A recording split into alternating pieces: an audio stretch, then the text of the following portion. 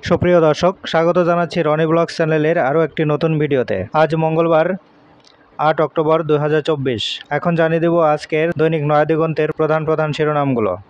তার আগে জানিয়ে রাখি, আপনি যদি এই চ্যানেলে নতুন হয়ে থাকেন তাহলে চ্যানেলটি সাবস্ক্রাইব করে আমাদের পাশে থাকুন। আজকের দৈনিক নয়াদিগন্তের প্রধান শিরোনামগুলোর মধ্যে নতুন করে রোহিঙ্গা অনুপ্রবেশে উদ্বিগ্ন বাংলাদেশ, দুর্গাপূজায় নাশকতার কোনো হুমকি নেই, ময়মনসিংহে আরও ৫০ গ্রাম প্লাবিত, দ্রব্যমূল্য নিয়ন্ত্রণে টাস্কফোর্স গঠন, বিশ্বের প্রভাবশালী মুসলিমদের তালিকায় ডক্টর ইউনূস, ভারত ছেড়ে আরব আমিরাতে হাসিনা, এস আলম পরিবারের ১৩ সদস্যের দেশত্যাগে নিষেধাজ্ঞা, গাজায় ইসরায়েলি আগ্রাসনের বার্ষিকীতে তেল আবিবে হামাসের রকেট হামলা, সমুদ্রপথে হজযাত্রী পাঠানোর প্রস্তাবে সৌদি আরবের সম্মতি, একনেক শেষে ডক্টর ওয়াহিদ উদ্দিন, দুর্নীতি কিছুটা কমেছে তবে চাঁদাবাজি কমেনি, চিকিৎসায় নোবেল জিতলেন ২ মার্কিন বিজ্ঞানী, স্বৈরাচার পুনর্বাসন হলে বাংলাদেশ হবে জল্লাদদের উল্লাসভূমি, বললেন রিজভী।